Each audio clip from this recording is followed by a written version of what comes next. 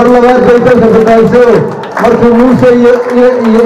nuuxtaani ay ciidankii la soo carareen ciddii badbaadisay ee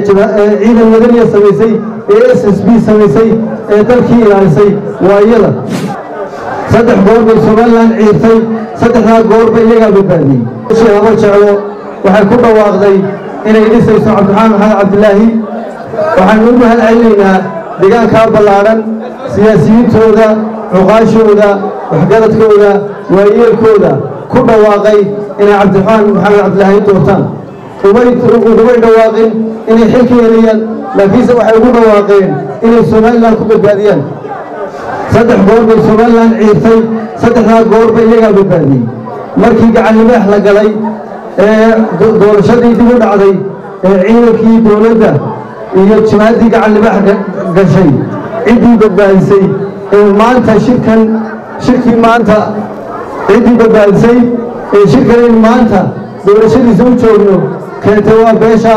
in lagu hambalyeeyaa ma wanaagsan mar labaad bay dalka badbaadisay markii muuse iyo nuuxtaani ay ciidankii la soo carareen ciddii badbaadisay ee